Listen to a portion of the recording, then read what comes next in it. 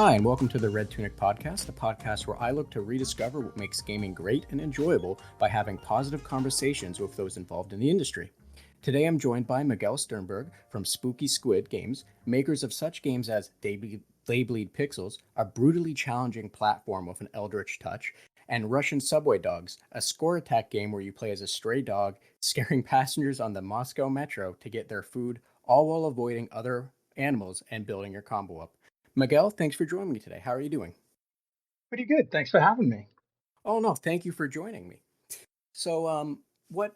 Why don't you tell us a little bit about Spooky Squid, and then we'll go from there. So Spooky Squid is what I would sort of call a micro studio. It's sometimes, like at the moment, it is just me getting various ports done of those two games. But it sort of is varied in size between just me and up to three people. So much smaller than sort of some of the larger indie studios now. Um, and we make sort of retro pixel art games. They have like a pixel art aesthetic, but I tend to not try to like make games that are like purely nostalgic and are more sort of trying to do new things, but in the shape of older games. And yeah, and that makes sense because well, there is some charm to going to that nostalgic flair or flavor. Being able to kind of differentiate yourself and step out of the nostalgia, and like you said, use that flair, that retro flair to make new things is always can always put a fresh spin on things and be a very good experience. Sorry, I fumbled with my words there, but No um, worries. but no, like you said, like Russian Subway Dogs, and I don't mean this in any negative way. Um, Reminds me a lot of like the ball bouncing games. I think Earthworm Jim actually was one of had like a mini game where you were bouncing little pups across the screen, and that was one of my favorite parts of Earthworm Jim for whatever reason when I was younger. And when I was playing Russian Subway Dogs, it felt like that, but it had the barking mechanic and the score multiplier, and all the things you were juggling and trying to do, like throwing a bottle of vodka at a babushka with a fish to cook the fish to get higher score points. It I get exactly what you're saying, and it's a fantastic approach in my mind for making games. So I just wanted to say that right out and early because fantastic idea. Oh, thanks. No, I sort of feel like there's a lot of unexplored territory still in a lot of these sort of older genres. So rather than just sort of going like, I really like that old game, I'm going to just remake that old game because I love it so much. I'm more interested in going like, okay, what are the things that like could have maybe existed back on like the Super Nintendo or the Genesis or whatever, um, but never got made, and try to like figure out what those games are and make those games. And yeah, and as I said, that's like a really interesting approach. I'm kind of curious. Are there any ideas that you're kind of playing with that you're willing to discuss that you're hoping to maybe explore in the future? So I've got a few potential future games that I'm sort of bouncing around. I sort of have a little notebook file that I fill in with game design ideas. And usually like it's such a long process creating a game. You have like years where you're like, this might be the next game, where you're just making notes. And funnily enough, after saying like I don't sort of want to just like remake games, I'm kind of interested in making a spiritual successor to a little known original Game Boy game called Cave Noir, which is one of the first attempts at making a roguelike on console. And I think does a lot of really interesting things and could be expanded. In that case, it's sort of like oh, here's this branch that like started to branch out and then got cut off. Like there's nothing tried to do what it did afterwards, even though it's from '91, I think. Um, and I feel like that branch could be extended in an interesting way and bringing some of the sort of my particular approach to game design to that existing game. And that sounds like it would be actually be pretty I shouldn't say it that way, but no, that sounds like it would be pretty interesting, especially if you're kind of going back to the roots of um, the roguelike experience on consoles. Because a lot of roguelikes now they have a lot of different mechanics, and they're incorporating what they can and whatnot. But going back to the roots, so to say, would be a very interesting place to start from scratch instead of, no offense to any of the current roguelike games, but instead of basing it on, what is kind of considered the new norm. Yeah. Um, no, and it's sort of interesting because it's not even like the roots, sort of like the roots of console roguelikes are the Mystery Dungeon games, which came out, I think, 1 or 2 years later, which turned into like Shiren the Wanderer and Pokemon Mystery Dungeon and all of that. And so that's sort of the one that the series of games that took root in console roguelikes, in sort of at least in Japan. It's been a totally different history here in North America that's much more recent. Um, so sort of looking at sort of a root that didn't really fully germinate, I guess. I don't know, plants, something about plants. Yeah, no, I get where you're going with that, and hopefully, hopefully that's something you're able to kind of extract or build upon, because I personally really enjoy roguelikes, so that would be something that I feel would be a really great game or a really great idea. So hopefully that's you something you can you can build on, and it is a success for you. Oh, we'll see. Like it's going to be probably another year till I get to decide what the next thing is. Yes, Some other, very but fair more enough. half-baked things that I can't really talk about yet. Mhm. So I also just want to ask another quick question. So what is it like? Sorry, what is it working as a micro studio for games? It's nice in that like everyone you work with is doing sort of a large scale part of the game. They're like contributing a large amount of art or like all the music or um, in my case, I do a whole bunch of different things for the games, from game design to programming in the case of Russian Subway Dogs, to art for both of the games. So everyone's pretty invested in what's being made in a way that's harder when you're working on larger projects. I worked in film for a year doing visual effects, and like your contribution ends up being this very small thing. If you're lucky, you're like, I did this scene, and that was like 6 months of my life, but this scene, the visual effect here is what I did. Whereas when you're working with a very small studio, everyone's contributing a large part, and you have a very like there's a feeling that comes out of that when you've got a very small number of people working on a project, where it's going to be different when you've got sort of uh, more cooks in Hmm. the kitchen, so to speak.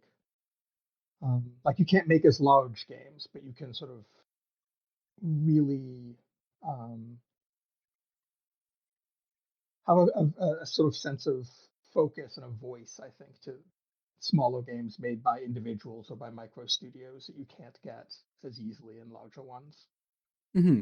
And that makes perfect sense. And I also imagine there would also be a lot amount or a larger amount of pride because, like you said, for film, you'll work 6 months on what might end up being like a 3-minute scene, which you definitely should take your pride in.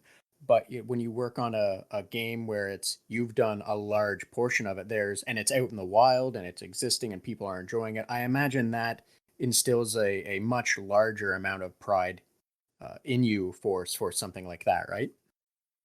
Yeah, and like you also have the thing of like if there's something that's good about it, you know that you can take credit for it. If there's something that's bad with it, you know that you can take blame for it. Like it is when I work sort of as a freelance pixel artist on games, there'd often be cases where like I'd feel really proud of the art I did, but then like it would go into a Flash engine that hadn't been properly set up for pixel art, and it would end up blurry, and like the game itself wouldn't be that great. And I could be sort of proud of the job I did, but not of the final product. And that's not an issue with Spooky Squid.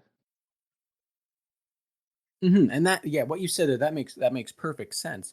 Um, because yeah, being able to stand by the entirety of something is always going to be good, right? Yeah. Like the So downside, of course, sorry. no, no, The no, please. downside is, of course, that like you end up often overworked. Like I do most of our marketing, I do a lot of the arts, I do all of the programming right now, but that's not always the case. I'm also having to deal with the business stuff. When the taxes need to get done, I need to work with the accountants. When like legal documents need to be read over, etc. So it does have this sort of downside is that you're wearing a lot of hats, not all of which necessarily fit very well, um, not all of which you really necessarily have the time or the energy for. So there's sort of a downside to the upside. It's a balance. Hmm. So how is it that you maintain that balance in in being able to well, one, in life really, but with doing all of this, but also being able to enjoy video games, you know?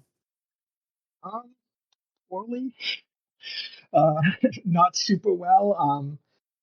Before the pandemic, one thing that I did have in terms of enjoying video games was I did a weekly stream on Sundays with a few other local game designers. Um, and we'd sort of bring games to each other to play, whereas like this seems like something interesting, or this is something I really enjoyed growing up, or this is something new and exciting. And getting sort of a little taste of something every week. And sometimes we'd play through a whole game, sometimes we'd do it for a single night. But I found that to be a very good way of making sure that like I was still consuming like a wide range of games um, throughout the year, no matter how busy I was.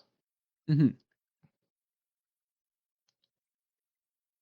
And that, yeah, and that makes good sense because it's sort of like authors, or people that write books or authors, how they say, if they're not reading, they a good author should be reading all sorts of things, taking everything in. I imagine that's very similar to someone that makes video games. You should be able to play games to, one, get ideas or see kind of what did and didn't work in the past or what have you, or just what other people are doing, because being able to have it might not be a true collaborative nature, but being able to explore things with other people, that's, I don't see how that could be a negative impact. Yeah, no, and definitely like trying to like find weird little hidden games that might have ideas that haven't been explored enough, like um, Cave Noir, as I mentioned. Uh, Trying to also just see like what's happening with like new games. What are sort of the new ideas? Uh, I try to sort of mix what I'm playing with like new and old stuff, large and small, etc. Hmm. Now, how did you get into making video games? I guess it must have been like late '90s. I did some pixel art for like hobbyist projects with a friend who was doing Game Boy Color hobby um, hobby programming, so like using flashcards and such. And a few years after that, I was out of animation school. I'd just finished up a year of working in film doing and met up with some other local Toronto people who wanted to be making games. And this was before we now have like an Ubisoft here. We have a big AAA studio. Um, but Toronto just didn't have a lot of opportunities to work in games at that time. This is early 2000s. And those folks, that turned into Capybara Games or Cappy.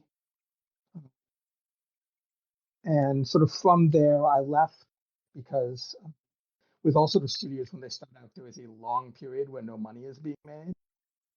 Um, and during that period, I started to get freelance jobs doing pixel art.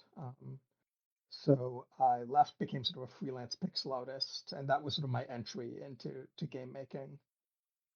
Working at the time was a lot of it was J2ME cell phone games, cell phone games, that sort of stuff. And then about 10, I guess, 12 years ago, actually, I think 12 years ago yesterday, Oh, um, just realized the date, started Spooky Squid Games to start making sort of the projects I wanted to make versus just creating art for other people's games, and for sort of a lot of that was like licensed movie, cell phone games, stuff like hmm. that, and sort of start doing more independent stuff. Well, happy 12th anniversary, I guess, for Spooky Squid Games. Um, I can definitely appreciate. Or I imagine that it would be a good relief to step away from making one cell phone games back then, because they were not the most technologically advanced thing. Um, 10 10 to They were 15 not years made ago. for games. Like those a lot of them couldn't have more than one button pushed down at one time, Hmm. which makes it very difficult to do a lot of genres. I imagine it would, yeah, because when I was in high school, so this would have been the mid 2000s. I actually, for whatever foolish reason, decided to buy Castlevania on an old Samsung flip phone, and like you said, it was one button at a time. It was like 8 frames a second. It was not a well spent $9. So, Yeah. No, they had like good color for the time, but like almost no memory for animation. That button issue that I mentioned, a lot of bad implementations of Java that caused extra problems on top of that. Um, they were definitely just not built for playing games the way modern hardware is, at least mhm. built for making certain types of games. Now, to step back from the topic of modern, and maybe go back several years, what kind of games did you enjoy as a child? Like, what was your favorite game? I think the original Fantasy Star would probably be like a standout title growing up on the Sega Master System. I was one of the weird kids with a Master System and not an NES in my generation. Now, what was it about Fantasy Star for those that are not too aware of that game or that lineage now, really? What was it about Fantasy Star that made it one of your favorite games? It was it was one. It was like one of the first um, console RPGs, at least that we got here. I don't think we got Dragon Quest, which was probably what inspired it, at least right away in North America. So it was like an early RPG, and I was playing pen and paper RPGs at the time. So I understood the idea. I'd played some computer RPGs, and then it had like a story and cutscenes and such, which like even the first Final Fantasy, which came out around the same time, didn't really have as much a story. Didn't have set characters, uh, and so it was like playing a big epic adventure. It had this like sort of weird world to it because it was this mix of fantasy and science fiction that now feels pretty common, but at the time um, definitely felt strange and unusual and out of place, since like a lot of Japanese stuff that does that had not made it out um, over here to Canada. And then like one of the characters was a cat, which was cute. And that's always a valid point. If it has a character that you really enjoy, it's gonna be a game you enjoy, right? Yeah. So what kind of games, stepping away from Fantasy Star, what kind of games did you play when you were younger that you really enjoyed then, but if you look at them under a current lens, maybe they didn't hold up as well? I think even like Fantasy Star did a lot of things for its time, but like it is a grind fest by today's Mm. standards. Um, there's a lot of stuff that is good for the time, but we've gotten so much better at that particular type of game, which is like it's not surprising. It was one of the first. Like if you Hmm. look at the like pre Super Mario Brothers platformers, they're generally not good. It took like several tries to get it right. Um, and RPGs are like a particularly hard genre, I think, to do well. Um, so um, also like looking at sort of other Master System games, some of the Wonder Boy games I really liked as a kid, and now like, but they don't stand up to modern platformers particularly well, especially the first Monster World game. Uh, is like weird and slippery and not super fun. Hmm. Similarly, like Alex Kidd has like a weird thing where it was like a Mario style game, but you had punching and you stopped whenever you punch. You had like a fist that was the size of your character, which is fine. That's great. But that did mean that like unlike the sort of flow that Wonder Boy or Mario Brothers have, where you're sort of constantly moving, it had this stop and feel to it that just like does not feel good at all now. Outside of sort of like as soon as I take my nostalgia glasses off, it's not a great game. Hmm. And that makes sense, like, because you're right, because older platform games, they were really trying to nail down what it was that made a good platform game. Um, and it wasn't until I think even Mario where Nintendo stepped in and said there should be momentum, and that was kind of the thing that, from what I remember from playing older platform games, what stood out the most was your character not having any kind of weight to them. So, kind of what you were saying, like it back then, it would have been kind of the wild west of just see what works, right? Um, you kind of stumble through some things that work and some things that, like you said, are real jarring, where it just disrupts the entire flow, right? Oh yeah, no, like if you look at like Donkey Kong, which they did before that, the jumps don't feel great in it. Mm, yes, Like exactly. the hitboxes are extremely unforgiving.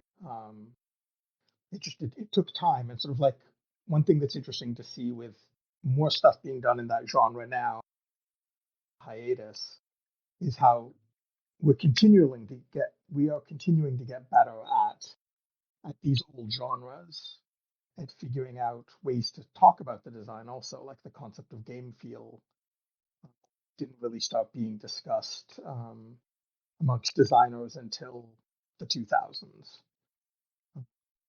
And that's sort of what you're talking about when you're talking about like how the jump in a platforming game, how shooting something feels, etc.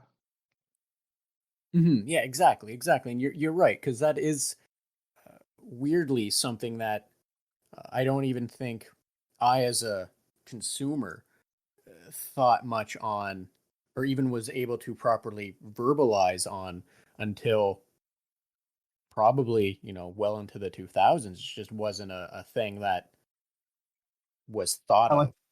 you'd know that like you liked the way something feels, but like we hadn't really built up much of a vocabulary around it. Thought Hmm. about how every single element sort of links into that the animation changes how something feels the same. All those little touches and that sort of art of making it feel. Yeah, entirely. So, Miguel, what kind of games are you currently really enjoying? Like, what kind of games are your current favorites? Um, the stuff I'm playing at the moment, I've been playing a lot of Spelunky 2.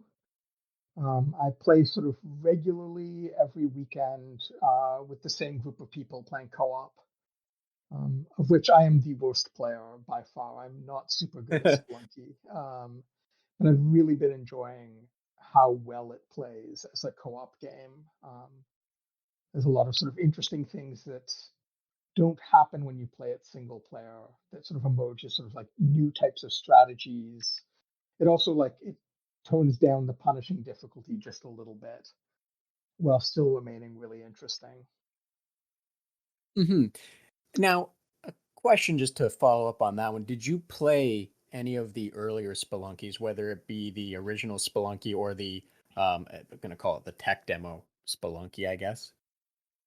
Yeah, I played a little bit of the Spelunky like game maker version, and sort of bounced off of it, but did find it interesting. It just like it had a lot of rough edges to its platforming. Hmm. And then I played a lot, but never won the first Spelunky, mostly on my Vita. It was a really good travel game. But they're games that like I really enjoy, but I'm not good enough to win. And I never got to the point of like going to hell or anything like that in the first one. And I've kind of hit the same basic level of progress with two, and I'm not sure if I'm ever gonna climb that hill completely and finish it. But I find them like really rewarding and interesting games to play. There's a lot of depth to them that aren't in a lot of the other, I feel like, indie roguelikes. There's some things that Derek sort of understands about the formula that I don't think have circulated out as much as I hoped they would when the first one came out. Hmm. And yeah, so I can definitely understand what you're saying there, because you are absolutely right. And I don't think I have the right words to say it, but there is just a certain game feel for Spelunky, and Spelunky 2, that just seem to do things right, but in such a way that it's very difficult to say what that right is. And I know that's a very vague and kind of wishy-washy statement. However, I'm hoping anyone that's played Spelunky and other roguelike games that are similar in nature can understand what that means. And I'm hoping you understand what that means, so I'm not sounding like a real crazy Yeah, person.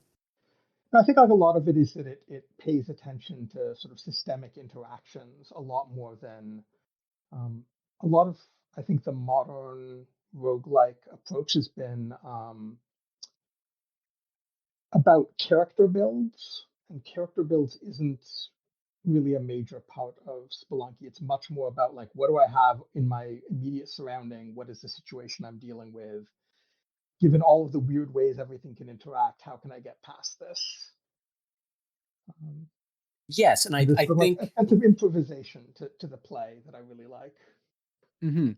And I think right there is what that me not being able to put the finger on it is that it's the way everything interacts, and as you said, how you can improvise in certain situations for what you have to do moving forward. Yeah, As punishing as that game may be.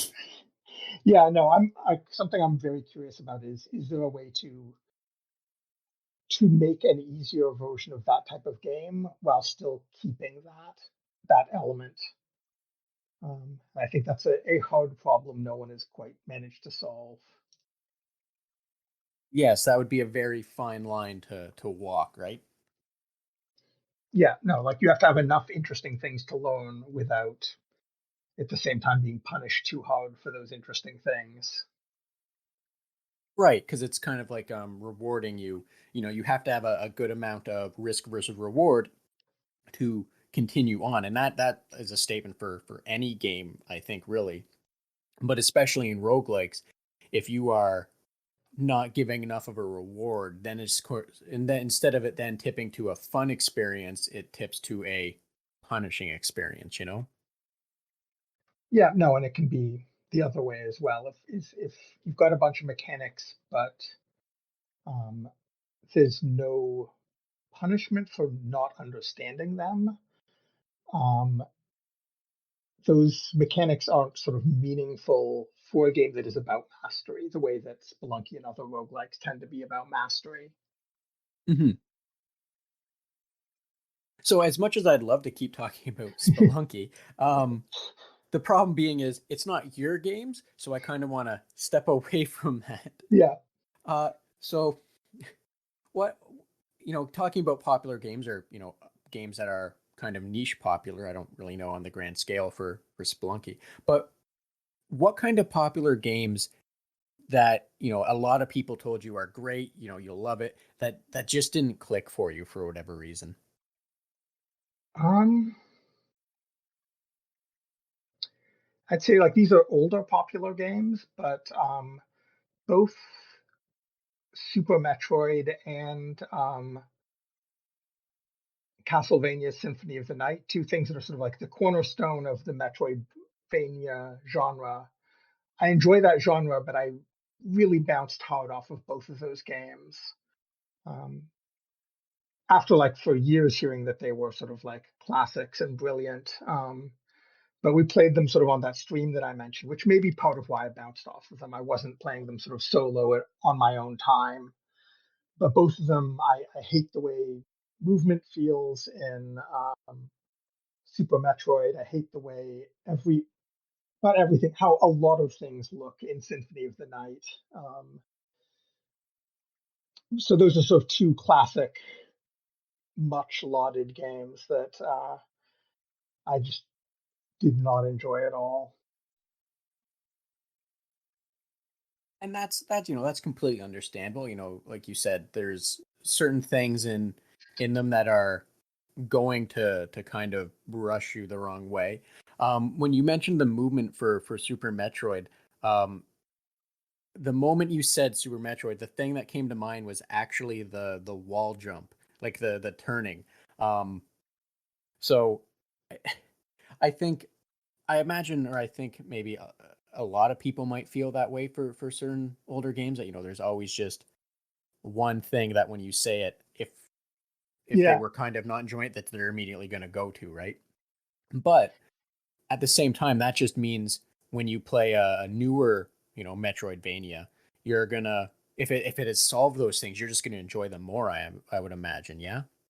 I love Axiom Verge. I thought was a fantastic game, and it is like there's no way that game exists without Super Metroid. It is incredibly inspired by it, but I think everything it does better than the thing that inspired it, which is sort of like I think what you want from a game like that. You want to see it progress and sort of subvert expectations in interesting ways. Um, And yeah, One and that second. makes oh, sure. um, what was I going to say? I'm suddenly lost my train of thought. So yeah, no, it's I think a lot of the games that those two games inspired, I enjoy. I just playing them fairly recently for the first time. I think a lot of games since they were made have done what they do better. Mhm. Um,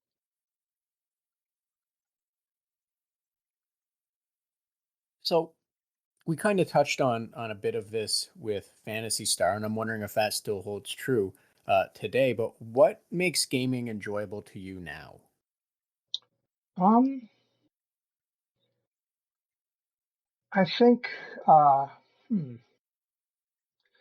like I definitely like there is a way you start playing games as a game designer where you're often playing them to see new and interesting things and to sort of make you think about your and that's definitely part of what I enjoy.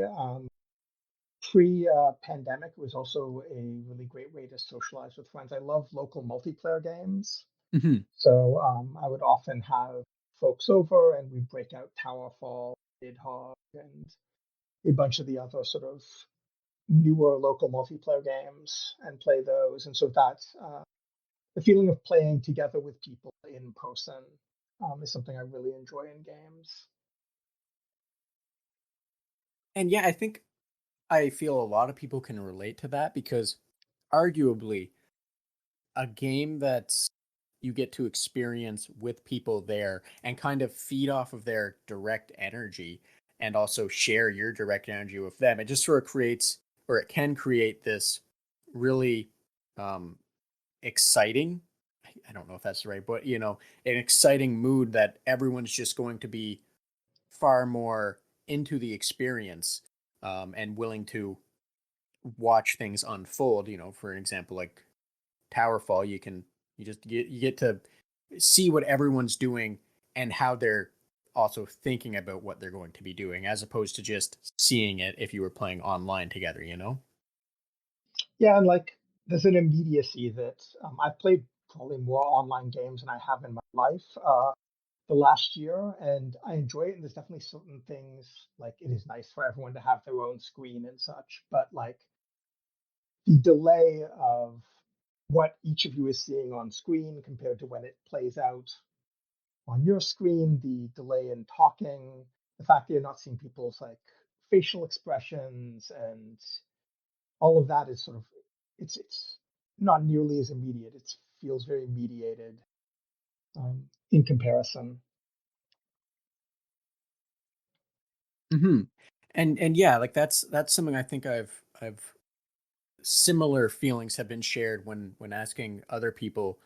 Uh, so it's good to know that that is something that seems to be universal, you know, because a lot of time gaming, multiplayer gaming at least, can get a too much of a bad rap and some negativity associated with it. But remembering that at that same time, there is a lot of positive things about multiplayer games and how you can enjoy it with people is important to express or to, you know, just say to other people, you know? Yeah, no, and definitely this last year, like I feel sorry for people who don't play games online, um, who aren't into games. I think it's made it easier for those of us who do play video games to deal with uh, the sort of social distancing and the pandemic and such. Yeah, exactly, exactly. Especially now, right? Yeah. So speaking of, you know, kind of finding your joy and, you know, the pandemic and how things are a little more difficult right now, do you have like a comfort game? Like, do you have a game that you can sit down and play regardless of, you know, how old it is or new or what have you, and you're just going to enjoy it and it's just going to make you feel good, regardless of, you know, a good day, bad day, whatever. It's just the game that's going to make everything feel all right. Do you have a game like that? I'd say I do, but it's Towerfall, and it's a game I can't actually play That's very during these times. unfortunate. Like I do like I find difficult games often to be comforting. Like I do enjoy doing my mini failed Spelunky 2 runs. Mhm. I've found that to be a good way to sort of calm down. I've been enjoying the Monster Hunter Rise demo, which I also been terrible at. I find challenge can often be calming for me, which I know is weird because often those games are sort of they're put in a place of being like rage inducing. But to me, I find it often calming to just try to work at a problem and to slowly gain skill.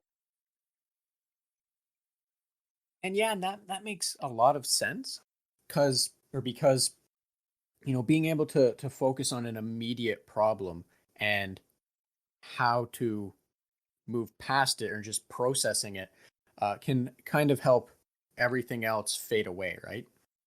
Yeah, no, it's like if it wasn't hard, it wouldn't be all consuming enough. Hmm.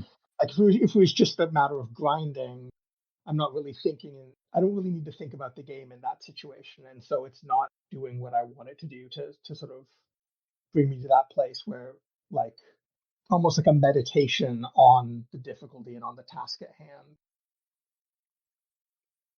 Yeah, exactly. I think that's a real good word for it to refer to it as kind of a meditation. Um, I spoke to someone else and they had a similar feel for Dota 2 in that it, you know, it just sort of made everything else fade away and it was right there in front of them.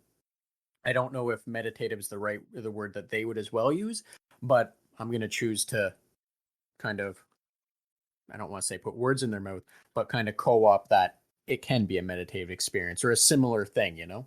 Yeah, it's a flow state sort of. Exactly, flow state. That would have been the far better way for me to go with it, I think. So I want to follow up with this, especially because you have when looking at on your website, um, you'll see people, or you do have currently, you have some people that have cosplayed as your character from They Bleed Pixels. How has it been interacting with fans online and watching them enjoy the fandom while also, doing things like cosplay or fan art? That stuff has been wild to see. Um, I never thought sort of as an artist that I would draw that would get drawn more by other people than it was by me. Um, like there are a lot more pieces of fan art of the Claude Girl than I ever drew for the game, and a lot of them are much better than my own drawings. So that's been like a wild thing to experience. And see that happen. And like the few times I've gotten to meet cosplayers at events like PAX and such, it is always a very surreal experience. And I feel like very, very lucky to have had that experience because I didn't think as an artist I'd ever have that. And yeah, that makes perfect sense, right? Because it's an honor, really. I think might be the right word to use to Yeah. see someone enjoy your work so much that that's how they want to represent it, right? Yeah, no. And like, um, I've done other work that has not had that effect. I have friends who are like fantastic artists who haven't that luck. Um, I Yeah, it's wild to see, and it anytime I see fan art, like a new piece of fan art, it makes it a good day. And that's good, right? Because sometimes your day just needs a pick me up, right? Oh, for sure. All right, so Miguel, I don't want to take up a whole lot more of your time, because everyone's busy and you got people to see, places to go, and all. Well, maybe not places to go In right theory, now. places to go. In theory, places to go. But is there, like, what's going on right now for you? Like, are there any things that you would like to talk about that maybe we missed? Like a game you think people should be checking out, or you know, things you think people just need to hear. I don't really know how to phrase this part yet, so it's a little clunky. I'm sorry, but No worries. This is like what I have been up to. We put out a port of the Pixels on Switch in October. That turned out great. It plays really nicely on that screen. It's like pixel perfect. Happens to fit for the portable mode. Looks really nice. And that was done with Ethan Lee, who did our arts as well. Um, and then I'm working on bringing Russian Subway Dogs, our newest game, to PS4, Xbox One, and PS Vita because I just really like Vita. Want it to be on Vita. Um, And so those should hopefully be out later this year. It's been a long road on porting those. I thought it would be 6 months. It's been about 2 years. But to be fair, it's been a very weird 2 years. And I'm like an artist is my background. So I've been doing console programming for the first time, mm, bringing these over and learning a lot. and yeah, I don't think anyone's ever going to really fault anyone for looking back at 2020 and saying things just sort of went awry. I think everyone's going to get a mulligan or what have you on that I one. think pretty much everything got slowed down for everyone Mhm. that year. Um, yeah, that's sort of what I'm working on. I'm really like I'm hoping that getting Russian Subway Dogs on console, check it out 'cause it's a game I'm extremely proud of.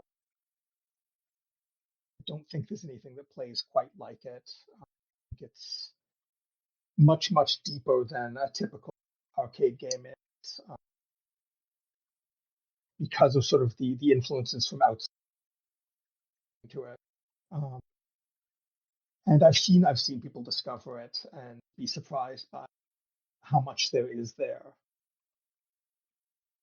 And like I can definitely speak to that for myself as well, because I uh, when preparing to talk with you, I was looking into your games. I personally had played They Bleed Pixels. I want to say from when it first came out, or at least many years ago. Um, and as I said to you in an email, I kept hitting the same the same wall in the same level every time I tried to play it. Finally, I broke through it, but I think that's the wall. I don't think I'm going to be able to go much further because it is a brutally challenging platformer. It is possibly a little bit too hard. It It's is. a tricky thing to get balanced right as a Mhm. student And because you I play just, the game for so long making it. yeah, and I just want to be clear when I say that it's brutally challenging. Um, it is, and it's not the kind of brutally challenging that feels cheap. It feels that everything is pixel perfect, and I mean that in a good way. In that everything seems, it feels like a very technical game. It's just a very difficult and technical game. Yeah, no. It is. It's a game about sort of type of something I am trying to do. Sort of is trying to figure out how people into that experience. But it's like I think that's something that game designers are just starting to really figure to strike that particular balance. Between the technical and the funness. Sorry, you were cutting out there. I didn't catch Sorry. everything. Making games that sort of are about mastery and but that are still sort of inviting to get into something like I'm interested in trying to do a better job of that since they Hmm. bleed pixels, so that people who are sort of at the lower end of the skill curve can enjoy it. Especially seeing sort of what Celeste has done with that. Um, I'm interested in sort of exploring that more going forward because I know a lot of people did enjoy the pixels, found it too challenging, which is why we did eventually add sort of to it. Hmm. And as you said as well, you're proud of Russian subway dogs, and I agree completely. You should, because that is uh, a fantastic game, as I said earlier. But it was surprising the the bit of twists that were put on to the game. Like, it's very, I don't mean this in a negative way. It is very straightforward. It's kind of, what you see is what you're going to get. But the way that you do what you're getting is just a joy, to to bark the food up to keep it in play, to get the vodka out, to bark it up so you keep it, comboing and mixing, and all that was just, um I did not expect it to be as fun and fresh. And I mean that, no offense when I say that. But I kind of went into it going, oh, I know what this is going to be. And I left pleasantly surprised just because it was more than I thought it was going to be in such an enjoyable way. No, and like I think it takes an average person to get through the main campaign around 7 to 10 hours, constantly introducing new elements. That almost every level has some new thing that it's adding. So trying to sort of go, it was an attempt to make a game that has very basic core interaction, but has a lot of depth in how all the different pieces can work with each other. In some ways, inspired by games like Spelunky, where that's a real, I think, part of their secret sauce. Hmm. And not to also mention a whole slew of, I don't know if they're so much as hidden characters or just unlockable characters that also add a certain amount of Yeah, and charm to the doing mix. the mini guest characters, of which we have some, was really fun. It was gratifying to be able to sort of pay tribute, pay, Sorry, I was pay looking at them, tribute and yeah, to they're all a bunch. they're all very well done and amusing. Just looking at them, which I encourage anyone that hasn't played Russian Subway Dogs or They Bleed Pixels to definitely check out. But especially Russian Subway Dogs, just because it's, and I don't mean this in any negative way. it feels like a far more approachable game that is pleasantly surprising in just how much fun you have with such a simple mechanic.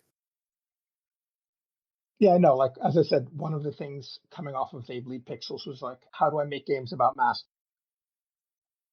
The fact that you find Russian subway dogs to be more approachable means that maybe we succeeded.